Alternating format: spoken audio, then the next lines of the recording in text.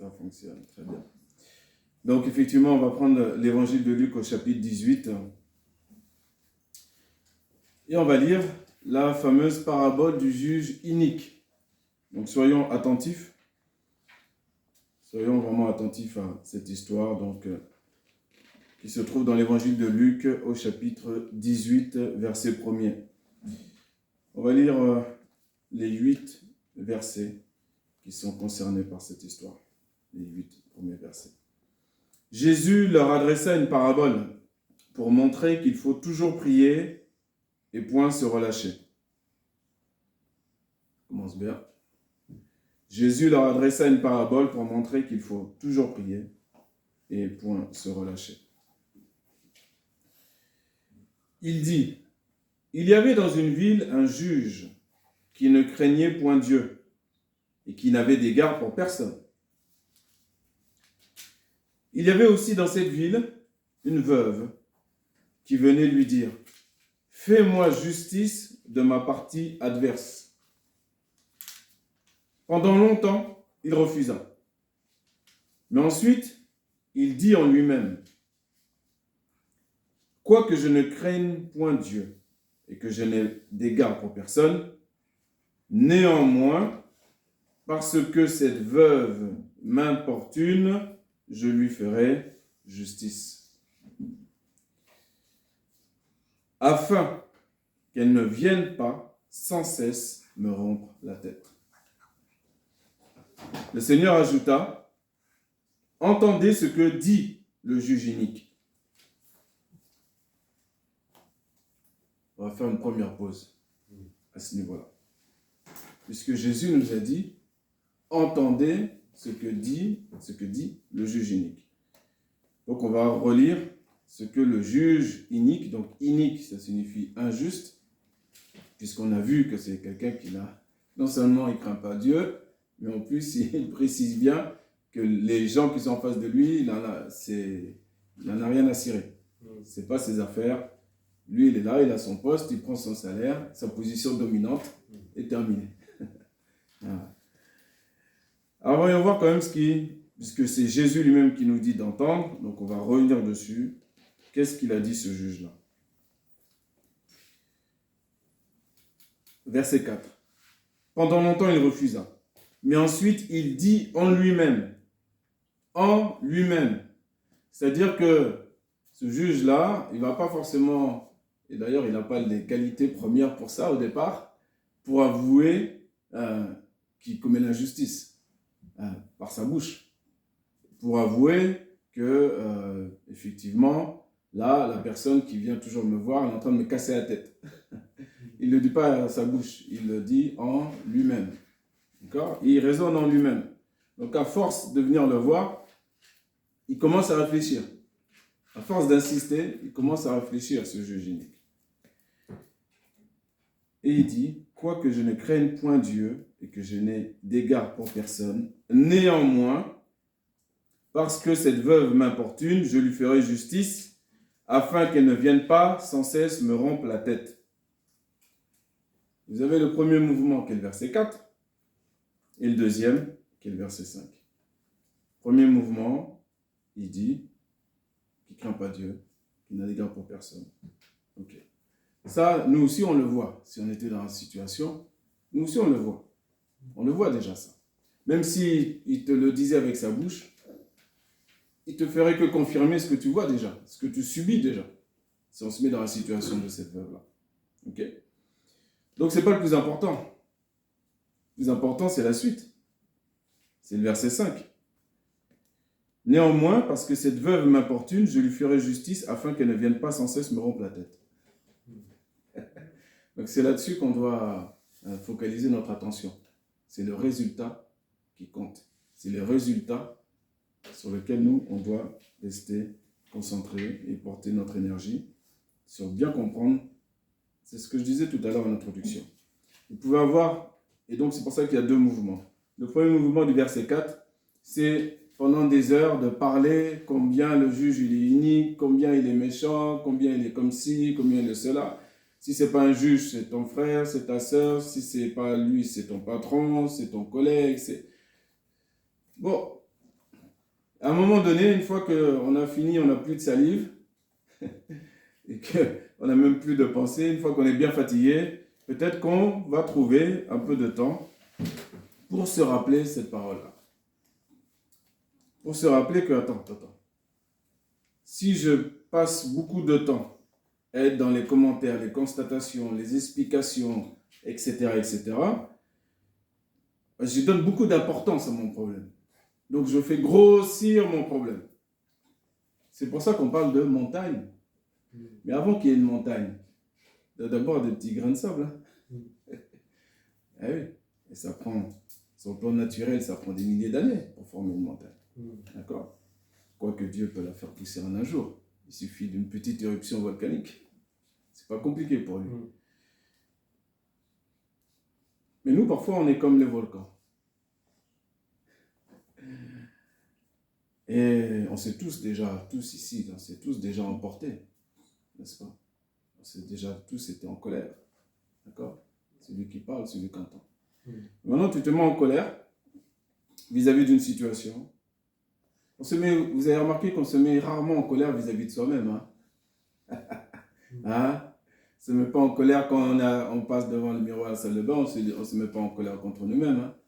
Non, au contraire, quand on se voit, on dit « Ah, t'es le plus beau, t'es la plus belle, t'es vraiment... c'est merveilleux. Tu es un vrai enfant de Dieu. » Hein? Voilà. Et ben, faut pas se mettre en colère contre nous-mêmes, partir dans un autre extrême, mais la colère, en général, elle s'exprime vis-à-vis d'autrui. Voilà. Vis-à-vis soit d'une personne, soit d'un sujet en question. On peut se mettre en colère. Et cette colère-là fait créer spirituellement une montagne devant toi. Ça met un mur devant toi, si tu veux être un peu plus précis. Un mur qui fait obstacle à l'exaucement de ta pensée, qui au départ est juste. Parce que tu as un sujet qui est juste, qui est clair, c'est évident. Même tu pourrais dire, normalement, ça devrait être comme ça. La personne devrait faire ci, devrait faire ça, normalement. On a des expressions comme ça. On dit, en temps normal, ça ne se passe pas comme ça. Ah oui, mais il n'y a pas de temps normal sous le soleil. Il n'y a que des choses bizarres. Et donc, c'est pour ça que Dieu nous a laissé sa parole pour qu'on se recentre et qu'on puisse employer les moyens qui sont droits, qui sont justes, mais surtout qui sont efficaces. Puisque si je prie, pourquoi je prie? C'est que je crois qu'il y a quelqu'un qui m'entend. Donc, j'ai identifié la personne à qui je m'adresse. Si je sais que c'est à Dieu que je m'adresse, je connais un petit peu Dieu, quel que soit le pourcentage, sa parole.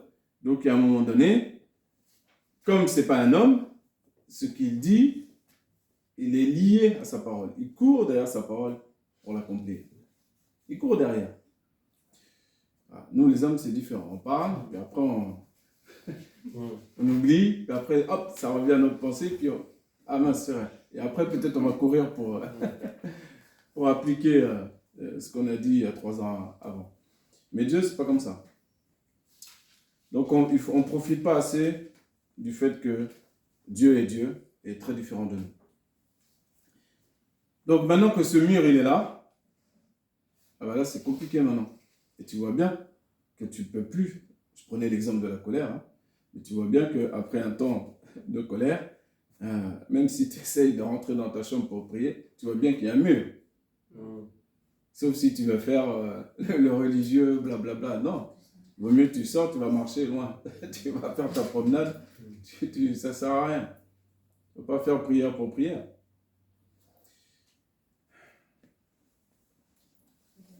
Donc il faut abaisser ce mur-là. Le moyen d'abaisser ce mur-là, c'est d'appliquer tout ce que Dieu dit. Revenir à la parole. Et se rappeler que, attends, c'est vrai, il est écrit, j'ai oublié. Pour cette situation-là, c'est vrai que je peux appliquer Luc 18. C'est vrai, on m'a parlé de Luc 18. Luc 18, Luc 18, Luc 18. Vous vous rappellerez ça, cette histoire. Donc, on revient à soi, on se calme, et puis là, on va pouvoir effectivement adresser de nouveau notre prière à Dieu, mais cette fois-ci avec calme, avec foi, et en sachant qu'effectivement, dans cette histoire, ne faut pas prier juste une fois pour un sujet, mais il faut prier jusqu'à temps qu'il y ait l'exaucement. Voilà.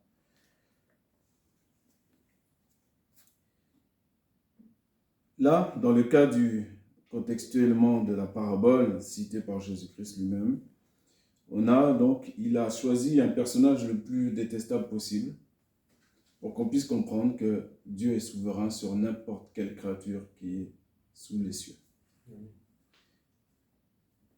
Dieu est souverain même au-dessus du diable. Et en termes de méchanceté, il n'a pas d'égal. Il n'a pas d'égal. Mais Dieu est au-dessus de lui, est plus fort que lui. Et Dieu peut même l'utiliser, sans même que le diable soit au courant. Il est utilisé pour éprouver Job. Mais le diable, il ne savait pas ce qu'il attendait à la fin. Ouais. C'est Dieu qui est plus fort que quiconque. C'est Dieu. Donc, ma situation, une personne, quel que soit le sujet, il faut que je me rappelle à mon âme que Dieu est au-dessus de ça et qu'il est plus fort. Maintenant, si j'ai bien vérifié aussi, puisque là, la veuve dont on nous parle, c'est une veuve qui a une situation où Jésus dit que ce serait normal qu'on lui rende justice.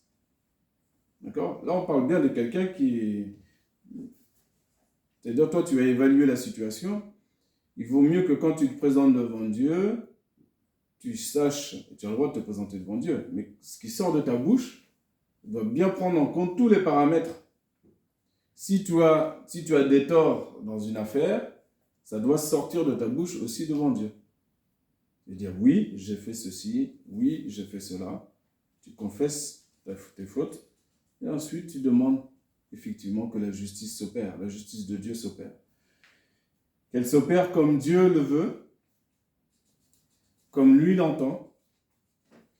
Et en confessant premièrement tes propres fautes, tu démontres à Dieu aussi que tu es d'accord avec lui sur la manière dont il va opérer après. Parce qu'en fait, tu démontres à Dieu qu'en fait, qu'il n'y a que lui qui peut juger cette affaire. Et qu'il n'y a que lui qui est vraiment juste. Il n'y a que lui qui voit justement au millimètre près. Il n'y a personne d'autre. Bien, ce juge-là, injuste, au verset 5, dans l'histoire en tout cas, il nous apprend que cette veuve-là est en train de lui casser la tête. Casser la tête. Il faut casser. On a parlé d'un mur tout à l'heure. Comment on va casser ce mur-là? C'est avec les bons outils. Avec la bonne attitude, la bonne disposition de cœur, quand je me place devant Dieu pour prier. Et ce mur-là, il va tomber. Il sera cassé. Et l'exaucement va arriver. Mais si je vais devant l'obstacle avec les mauvais outils, il ne faut pas rêver. Si j'y vais avec l'hypocrisie, avec ma propre injustice, si je ne confesse rien du tout à Dieu, si je parle que de la partie adverse, non, fais les précautions à même parler de toi aussi un petit peu et de dire à Dieu de toujours te rendre meilleur jour après jour. Voilà.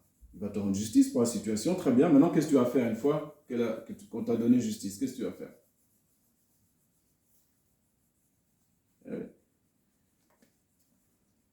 Donc, il faut voir très loin. Il faut voir plus loin. Continue l'histoire, verset 7. Cette fois-ci, on passe les 2 derniers versets. Qui dit, « Et Dieu ne fera-t-il pas justice à ses élus qui crient à lui jour et nuit, et tardera-t-il à leur égard?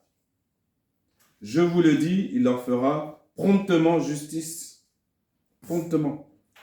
Alors là, il y a un encouragement, bien sûr. Il y a aussi l'instruction. C'est-à-dire que Dieu, il te voit quand tu pries, que ce soit le jour ou la nuit. Il te voit, il t'écoute. Si tu n'arrives pas à dormir et que tu es au milieu de la nuit, tu pries, ne pense pas que Dieu est en train de dormir et que tu le déranges. Il est là, il écoute et il voit. Et ça, c'est compté. Que ce soit de jour ou de nuit, c'est compté. Et c'est écrit aussi, c'est pas écrit qui prie à lui, ou qui demande à lui, qui crie à lui. Donc, tout comme la parole qui dit quand le malheureux crie, l'Éternel l'entend et le délivre de toutes ses détresses. Il y a un cri qui vient des entrailles, qui vient du cœur. Je n'ai pas dit des pleurs, je parle vraiment d'un cri. Les pleurs peuvent venir en même temps ou avec, peu importe. Mais là, c'est vraiment crier à Dieu, pas comme un fou, hein, c'est pas ça. Mais c'est dans le sens de démontrer que vraiment on a vraiment à cœur cette situation.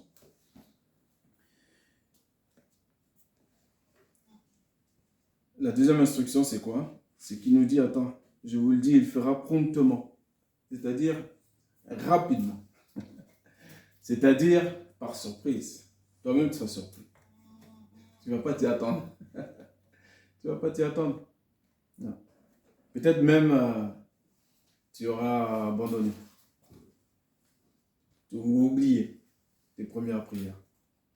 Parce que c'est ça la faiblesse de notre humanité. L'homme est limité. Donc à un moment donné, on se fatigue, c'est normal.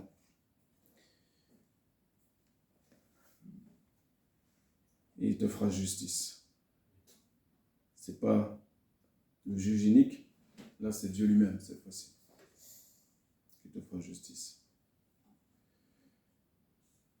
On termine avec l'avertissement. Et donc avec le sujet de l'introduction du départ. Ce qu'on a lu dans l'évangile de Marc tout à l'heure. Je vous le dis, il leur fera promptement justice, mais quand le Fils de l'homme viendra, trouvera-t-il la foi sur la terre? Tout à l'heure, je vous ai dit, une fois qu'on te fait justice, qu'est-ce que tu vas faire avec cette justice? Avec cet exaucement que tu as reçu? Qu'est-ce que tu vas en faire? Il y en a qui vont en faire un témoignage à publier au départ pour la gloire de Dieu, c'est bien.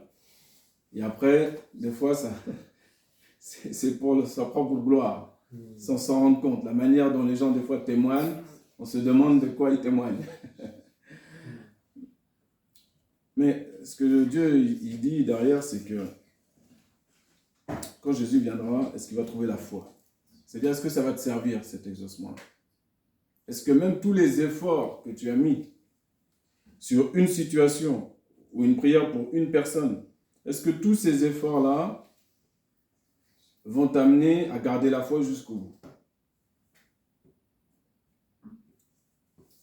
Puisque plus que nous guérir, plus que nous consoler, plus que nous donner toutes sortes de choses, ce qui est important, c'est que la foi demeure jusqu'au bout.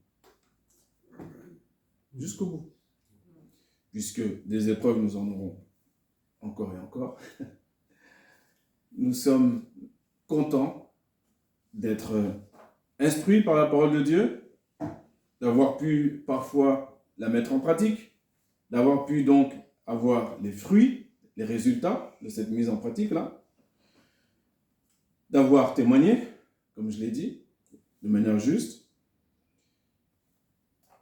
Mais il faut que ça nous serve sur la vision de loin, sur le fait de garder cette foi-là pour le retour de Jésus, dont on a parlé tout à l'heure. C'est la même pensée quand les disciples, quand il a envoyé les 70 disciples, vous vous rappelez, il les a envoyés évangéliser. Les disciples, les 70 sont revenus, ils étaient tous joyeux. Ils ont dit à Jésus, mais Seigneur, même les démons nous sont assujettis en ton nom. Et Jésus leur a dit, il ne leur a pas fait de reproche. Il leur a donné une nouvelle encore instruction. Réjouissez-vous que vos noms sont écrits dans le livre de vie. Amen. Ah. Donc, chasser un démon, c'est banal. Ça va devenir banal. Puisque au fur et à mesure de ta marche chrétienne, eh bien, ce n'est pas un démon qui va te faire peur. Le démon, lui, il est là, il croit que Dieu existe et il tremble. Donc, ce n'est pas à nous de trembler. Si je ne dois pas trembler devant un démon, encore plus devant une situation lambda. Mais j'ai remarqué aussi que parfois ce qui nous fait prolonger aussi dans la crainte et dans la peur, c'est souvent d'essayer de toujours de ne pas faire attention à notre chair, à notre partie humaine, notre humanité, où on essaie toujours, c'est dans notre esprit, la chose est dans notre esprit, et on essaie toujours de trouver une solution. On ne se rend pas compte, mais une solution par nous-mêmes, ou des explications du pourquoi, des comment. Nos pensées se répondent l'une à l'autre. Et au final, effectivement, j'ai parlé de la colère tout à l'heure, mais là, de la même manière, eh bien en fait, ça fait aussi monter un mur devant nous. On raisonne beaucoup, beaucoup trop.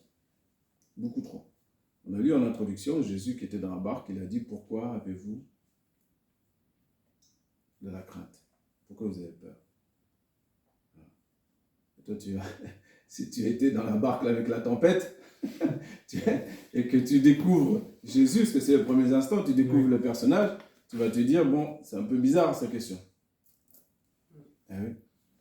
Mais nous, on a l'avantage, plus de 2000 ans après, d'avoir l'histoire, la compréhension de l'histoire, d'avoir vécu aussi certaines choses qui font que maintenant, s'il y a le vent qui souffle, eh bien, il n'a qu'à souffler.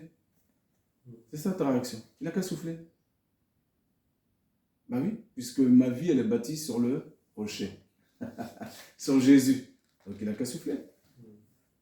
J'accepte de perdre quelques petites branches, quelques petites brindilles, 2-3 tuiles de la maison. Pourquoi pas?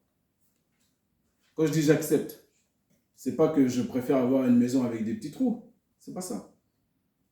C'est que je sais que même si je dépense toute mon énergie, je ne pourrais pas arrêter le vent qui souffle.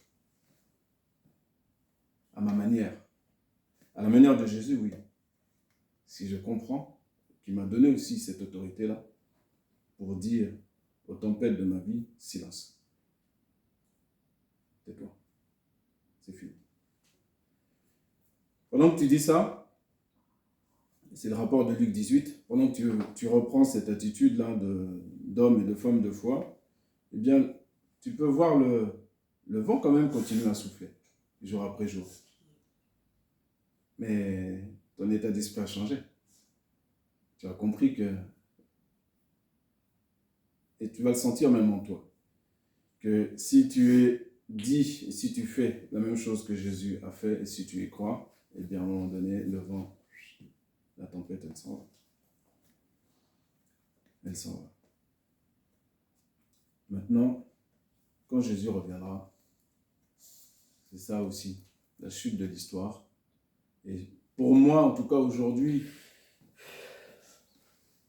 si j'ose dire, le plus important, ce qui est avant est aussi important. Mais en numéro 1, je mettrai le verset 8. Quand Jésus reviendra, est-ce qu'il va trouver la foi sur la terre? Et ensuite, si on rentre dans le détail de chacun de nos sujets qu'on veut présenter à la justice de Dieu pour qu'il soit exaucé, tout ça c'est en deuxième. C'est après. Ou alors, il faut que ces sujets-là servent à augmenter ma foi. Il faut que, pendant que je suis dans l'épreuve, je prenne aussi de l'instruction et que ma foi grandisse aussi, avant même l'exaucement. Ouais, parfois, ça se produit comme ça aussi. Et tu t'en rends pas compte, mais tu deviens de plus en plus fort dans la foi. Tu as de plus en plus d'assurance, du calme. Alors que tout le monde te demande alors comment ça va, et toi tu réponds, ça va très bien. Grâce à Dieu, ça va très bien. Ce n'est pas le jour ou l'heure où Dieu va m'exaucer, mais je sais qu'il va le faire. Donc je suis tranquille. Amen. Je suis tranquille. Et donc je retrouve le sourire, la joie. C'est la raison pour laquelle il est écrit, la joie du Seigneur est ma force. La joie. Quand tu as la joie, quand tu vas parler toi-même à ton âme, quand tu vas te poser pour finir dans ta chambre avec les évangiles, tu vas lire, ça va te remplir de joie. Ça va te remplir de vie. Et après, quand tu vas commencer à prier, Tu vas inverser les choses. Tu vas d'abord, premièrement, remercier Dieu. Ensuite, amener tes sujets, mais avec confiance, assurance. Et tu vas être de plus en plus juste dans tes paroles. Tu vas te surprendre toi-même. Tu vas être de plus en plus juste dans ce que tu vas dire devant Dieu. Que le Seigneur nous aide à garder cette attitude vraiment de paix, de joie, de confiance, pleine et entière. À ne pas craindre la tempête. Ne pas craindre la tempête. On reste tranquille. C'est dans le calme et la tranquillité que sera notre force. Amen. Amen. Gloire à Dieu.